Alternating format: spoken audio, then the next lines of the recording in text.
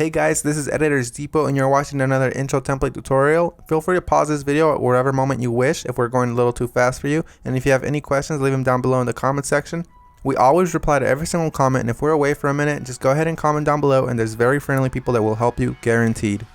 It's important to remember that this is a pre-made tutorial that we've carefully selected and approved because we noticed that it works the exact same way. If you have any questions, comments, or it's just not working for you, just leave a comment down below and we'll get back to you, guaranteed.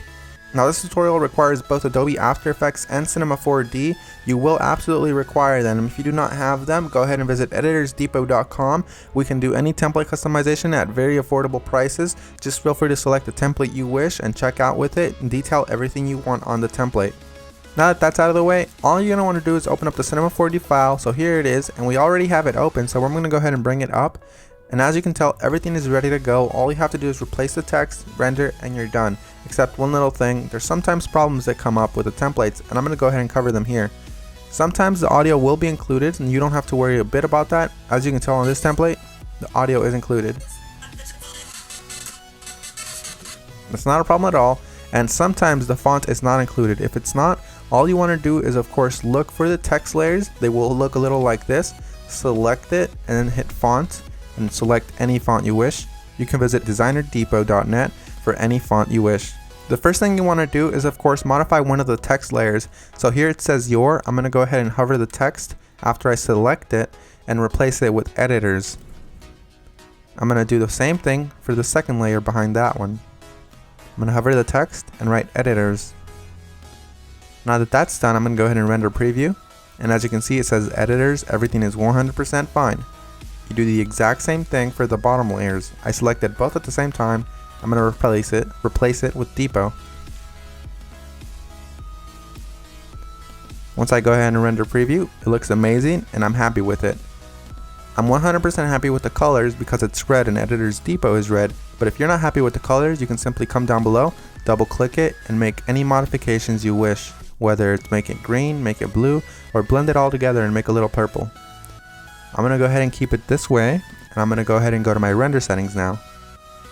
Once you're in the render settings, you're going to want to make sure that your width and height is set to 1920 x 1080 if you have a very good computer or decent computer and you have time. If you have a slow computer and you probably don't have that much time, you make sure you set it 1280 by 720. You want to make sure you tick all frames, and then you go to save. You make sure it has a PNG sequence for a faster render that does not reduce quality at all. And you want to make sure you select file here. Make sure you make a folder for this one render sequence that's alone and empty. Mine is template render, and I'm going to name my every single sequence render. You close that and you begin the render.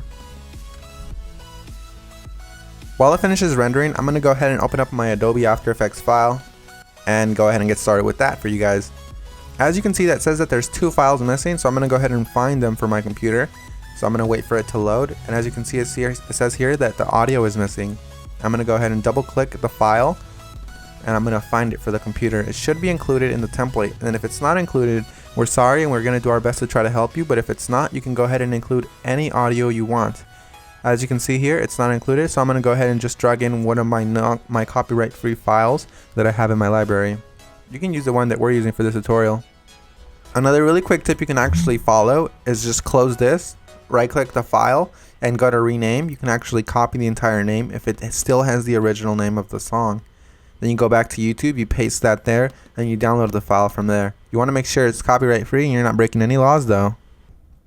Once you've gone ahead and replaced your song, you're going to want to go ahead and replace the other thing that was missing, which is of course the PNG sequence. It might be a PNG file, .png, or it might be an MP4 file, or anything within those regards, like QuickTime for example.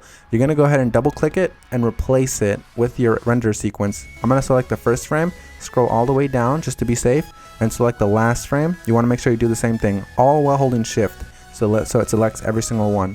You make sure you tick on sequence here where it says PNG sequence. You should have that option for Windows as well. You hit open and it will import every single one and it'll make it look like a video. That makes your render much faster and it looks the exact same. So we're 100% done. Assuming you have every single one of the plugins required, you're 100% done, and if you don't, you're going to have a black screen similar to this. But if you do have a black screen similar to this, you're going to just want to make sure you troubleshoot it by turning off or turning back on whatever adjustment layers might be messing up your entire video. As you can see here, all of the adjustment layers, one of them within these messed up the entire render, so I'm going to go ahead and turn them on one by one. That one's fine, that one's fine. This one's the problem here, so you make sure you turn them back on and you're done. So I had one layer that messed everything up, and that's because I do not have the correct plugin. You want to make sure you fix that, and you want to make sure you don't run into that problem again. And finish the composition by adding it to the media encoder queue. That pretty much summarizes our video, guys. I hope you all enjoyed it, and if you did, remember, drop a thumbs up if you liked it. Drop a thumbs up if you are a fan of us and you like what we're doing. And guys, we really appreciate every single one of you from the bottom of our hearts. We really appreciate every single one of you guys, whether you're liking this video, disliking, or you just left and you didn't even watch this tutorial, guys. Hope you all have an amazing day, and as always, this is Maurice. Visit EditorsDepot.com for any customization of templates, and have an amazing day. Take care, guys.